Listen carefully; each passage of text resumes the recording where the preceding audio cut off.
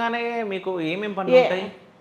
వెళ్ళగానే అంటే ఏం పనులు ఏముండవు. ఫస్ట్ ఏందనంటే పార్టీని ఫస్ట్ అక్కడ ఉన్నదాన్ని సిస్టమ్‌ని అర్థం చేసుకోవాలి. ఓకే.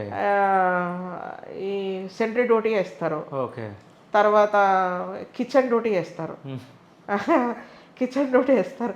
కిచెన్ డ్యూటీలో 10 మందికి ఒకరు. ఆ! అది జెంట్స్ గానీ, లేడీస్ గానీ. నే కిచెన్‌లో మీరేం చేస్తుండేవారు ఫస్టు? నేను నాకు కిచెన్ డ్యూటీ నాకెయ్యలేదు. ఒక్కసారి వీళ్ళు వేరే దగ్గర మీటింగ్ ఏర్పాటు చేసుకున్నాం. మేము అటు కర్రేగుట్టలో పోయిన తర్వాత కొన్ని రోజులకు. దాంట్లో కొంతమందిని తీసుకపోలే. అంటే అక్కడికి అవసరం ఉన్న వాళ్ళనే తీసుకెళ్ళాం. ఒక బ్యాచ్‌ని మేము ఒక దగ్గర ఉన్నాం కొన్ని రోజుల వరకు.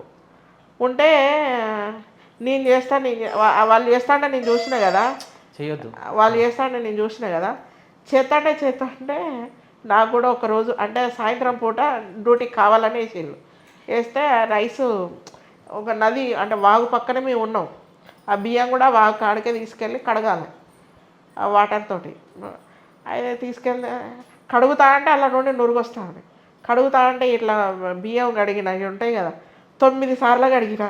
అయినా ఆ నురుగొస్తూనే ఉన్నది. అసలు ఈ బియ్యం మంచిగా కావు, నురుగొత్తాంది నేను వడ్డించను అని చెప్పానని బియ్యం అక్కడ పెట్టొచ్చిన నేను. ఆ! ఆ గిన్నెల్ని. పెట్టొచ్చినాక అసలు నేను వంట చేయనంటే ఏమైంది నీకేం కష్టం వచ్చిందని అడిగింది. ఆ! అంటే నేను 9 సార్లు లెక్క పెట్టుకుంటా కడిగినా అసలు ఆ నురుగు నురుగనే తక్కువైతలే, అసలు క్లీన్‌గా లేనే లేవు వాటర్ అని చెప్పి నేనంటే, అది అట్లా కాదు 2 సార్లు కడగాలి. ఎంత సార్లు కడిగినా అట్లనే ఉంటాయి. బియ్యం అంతా నాని ఇట్లా మొత్తం ఇరిగిపోయి మెత్తగా అయిపోతది అని చెప్పి నవ్వుకుంటా ఇక తీసుకెళ్ళి వాళ్ళే వండిళ్ళు. ఓకే. వంటలను ఖరాబ్ చేసిన సందర్భాలు కూడా ఉన్నాయి. ఓకే. కానీ ఇట్లా ఖరాబ్ చేసిందని చెప్పి ఏం సీరియస్ కారు. అడ్జస్ట్ అయ్యి తింటారు. అర్థం చేసుకోండి. డైలీ లంచ్, బ్రేక్‌ఫాస్ట్ ఇవన్నీ ఉంటాయా? ఉంటాయి. అంటే క్యాంపులు ఉండగా నేను బతికిన లైఫ్ అయితే అదే. ఓకే. అందరికి ఒక రకంగా ఉండదు. ఇప్పుడు ప్రెస్ అంటే మన మిషన్స్ ఉంటాయి, కంప్యూటర్స్ ఉంటాయి కాబట్టి ఆహా! నిర్బంధం అంటే ఇప్పుడు మీరు గూడా ప్రెస్‌లు గూడా అడవిలోనే ఉండాలా? అవును. అడవిలోనే ఉన్నా అంటే కదా! ఏమేమి ఉంటాయి? ఇప్పుడు ప్రెస్ ఉంటది. ఇంకేమేమి ఉంటాయి డిపార్ట్‌మెంట్స్? ఇప్పుడు వెపన్స్‌ది ఉంది. ఓకే. టెక్నికల్ డిపార్ట్మెంట్ అంటారు. ఓకే. అదొకటి ఉంటది. ఆ! అది వెపన్స్ తయారు చేస్తారు. మందుగుండు ఇట్లా తయారు చేస్తారు. అక్కడికి ఎవరిని తీసుకోపోరు. ఓకే. అక్కడ అది సెపరేట్ డిపార్ట్‌మెంట్. ఆ సెపరేట్ ఇక్కడ ప్రెస్ వేరే డిపార్ట్‌మెంట్. ప్రెస్ వేరే అసలు ప్రెస్ ఏం చేస్తది? మన బుక్స్ తయారు చేస్తాం. మేము ఓకే. ఇప్పుడు బయటకు వచ్చేటివి ఇవన్నీ ఎట్లొస్తున్నాయి తీర్మానాలు ఎట్లొస్తున్నాయి? వాళ్ళు మనకు పేపర్ మీద రాసిస్తారు. వైట్ పేపర్ మీద రాసిచ్చి సంతకం ఉంటది కదా! ఆల్రెడీ వాళ్ళది ఉంటది. రాసిస్తే దాన్ని మనం టైప్ చేసి పాంప్లెట్ లెక్క తయారు చేయడం. బుక్స్ ఉంటాయి. జంకార్ అని చెప్పి అది మనం ఆహ్, ఆహ్, ఎట్లా శత్రువు మీద దాడి జరిగింది అంటే మిలిటరీకి సంబంధించింది. నాది ప్రభాత్ ప్రెస్ మాది.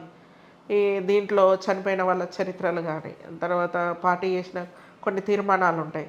ఆ తీర్మానాలలో కూడా కొన్ని బయటికి తెలియకూడని తీర్మానాలు ఉన్నాయి అనుకోండి.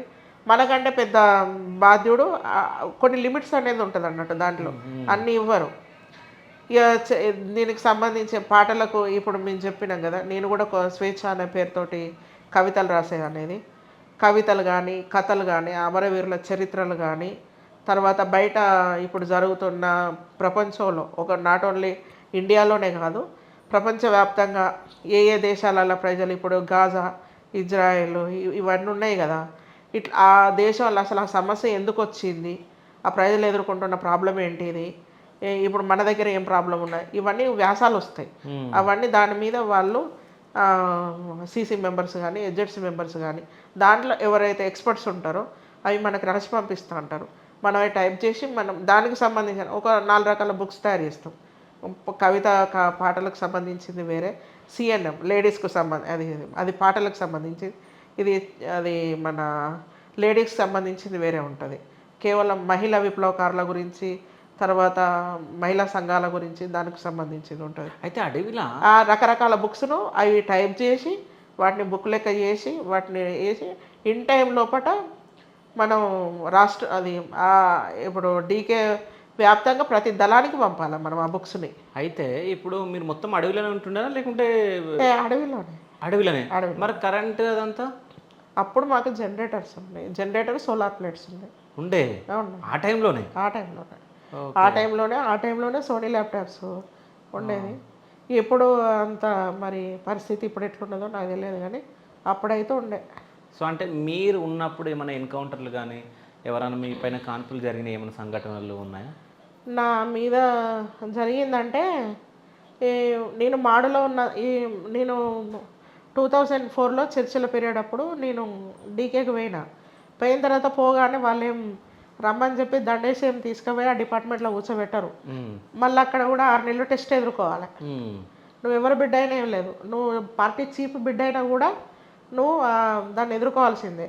అక్కడ లాంగ్వేజ్ రావాలి, అక్కడ సంస్కృతి సాంప్రదాయాలను అర్థం చేసుకోవాలి, అంటే ప్రజల జీవన విధానం, వాళ్ళు పెట్టే ఫుడ్కి అలవాటు పడాలి.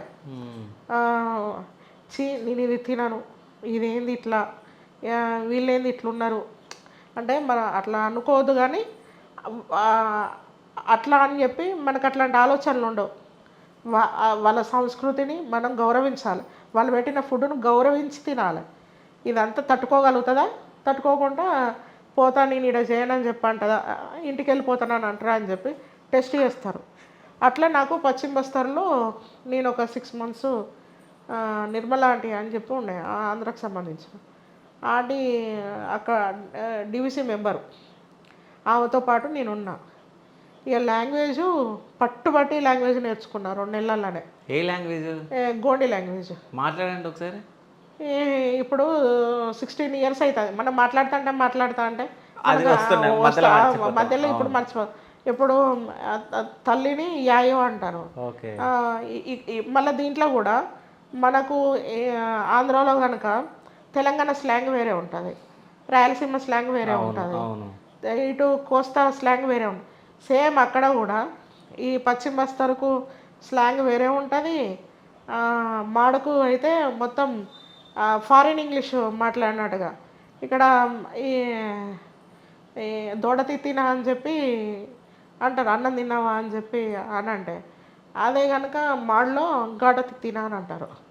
ఇక్కడ బెగదాయమంతినా ఏమవుతుంది నీకు అంటే నువ్వు ఎడిపోతాను అన్నట్టు. అక్కడ బాబాయమంతి అంటే షార్ట్ కట్లో వస్తా ఉంటుంది. వాళ్ళు మాట్లాడదా అంటే స్టార్టింగ్లో అర్థం కాదు అసలుకే. అట్లా స్లాంగ్స్ అంటే 3 types ఆఫ్ స్లాంగ్స్ అక్కడ కూడా ఉంటాయి అన్నట్టు. దాన్ని అర్థం చేసుకోవాలి. ఇక్కడ ఉన్న తర్వాత పట్టుబట్టి నేర్చుకున్న తర్వాత సమ్మర్లో ఓకే పర్ఫెక్ట్ అన్నాక 2005లో ఈ పశ్చిమ బస్తర్లో ఒక మీటింగ్ అయింది. అక్కడ కూడా ఏజెడ్సీ మెంబర్ల మీటింగ్ అయింది. ఇక డైరెక్ట్ నన్ను అక్కడికి రమ్మన్నారు. కోసదాదని ఫస్ట్ చూడడం అక్కడే. ఇక నా బాధ్యుడు అంటే ఇప్పుడు కడివేండి మొన్న రేణు దీది చనిపోయింది కదా, వాళ్ళ బ్రదర్ ఉండే మాలు అని చెప్పి, మాలు పేరుతోటి అతను మాకు దాని మీద ఇన్ఛార్జ్, మాకు బాధ్యుడు అన్నట్టు ఆయన. ఇక నేను ఇక్కడ నేర్చుకున్నది ఆయన కొద్దిగా నేర్పింది ఏదైతే ఉన్నదో అక్కడ నుండి మాడకు వెళ్ళిపోయిన తర్వాత ఆయన కొన్ని రోజులు ఆయన గైడెన్స్లో కొన్ని రోజులు పనిచేసిన తర్వాత